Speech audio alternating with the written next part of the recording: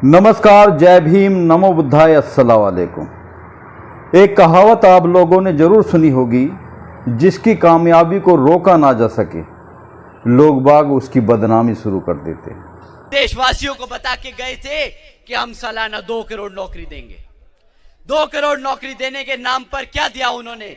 यहाँ पर कितने साथी हैं जिनके दूर के रिश्तेदारों में भी कभी नौकरी लगी हो पिछले 10 साल में?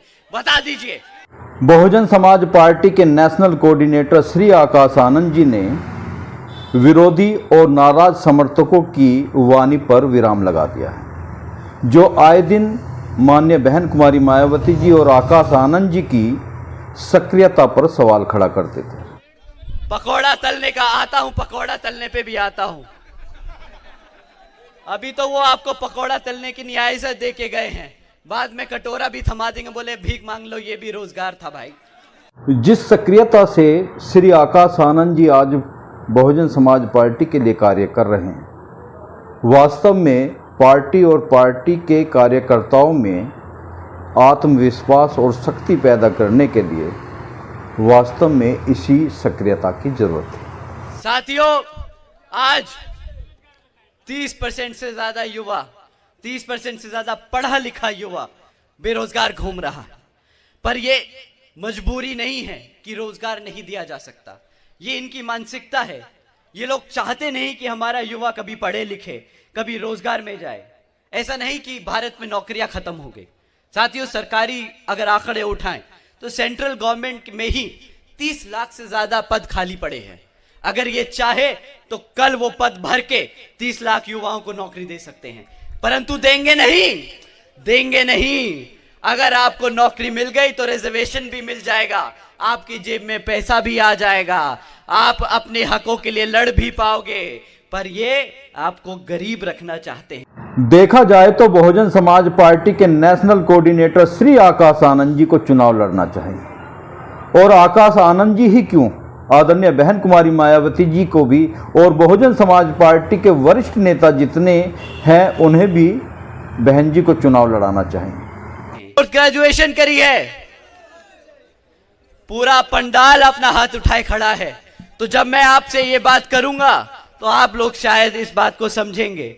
साथियों, शिक्षा के नाम पर सिर्फ सरकारी भर्ती के एग्जाम पेपर की लीक होने की खबरें सुनी है। बताइए, सुनी कि नहीं सुनी? कैसा महसूस होता है जब आप मेहनत करके पेपर देने जाते हैं और उस पेपर की खबर, लीक होने की खबर आपको मिलती है और सरकार को बहाना मिल जाता है वो पोस्ट रद्द करने का, वो नौकरी ना देने का। कैसा लगता है साथियों? क्या लगी? चमाट मारने का मन कर रहा है, जूता मारने का मन कर रहा है। साथियों, आप बहुजन समाज से हो, आप बाबा साहब के समर्थक हो, आप बाबा साहब को भगवान मानते हो। बाबा साहब ने आपको वोट डालने की ताकत दी है। उत्तर प्रदेश में एक पार्टी तो ऐसी है जो अपने ही परिवार के 20 सदस्यों को चुनाव लड़ा देती है। अपने चाचा, मामा, फूफा, मौसा और उनके बच्चों को भी लोग बाग वोट भी दे देते हैं। सोचते हैं कि राजनीतिक परिवार है, हमारे क्षेत्र में विकास कर देंगे।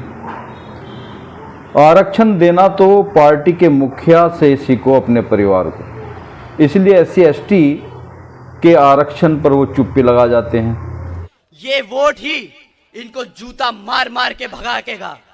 इस वोट को ही आप इनको लाठी बनाइए।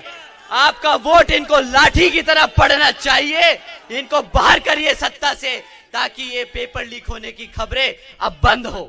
आखिरकार देखा जाए तो अपने हक अधिकार को छिनवाने के हम खुद ही जिम्मेदार हैं। हम ऐसी पार्टियों को चुन लेते हैं जो अपने समाज, अपने परिवार का भला करती है, व्यापारियों का भला करती है, सामंतवादियों का भला करती है और इस देश के गरीब, पिछड़ा, शोषित वर्ग का कोई भला करने के लिए तैयार नहीं।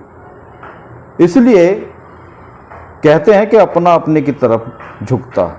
बहुजन समाज पार्टी ने सदा इस देश के तमाम उन वर्ग के गरीब लोगों की लड़ाई लड़ी है जिनके आज तक हक अधिकार छीने गए। इसलिए हमें समझदारी से अपना मतदान देने की जरूरत है। जय भीम, जय भारत।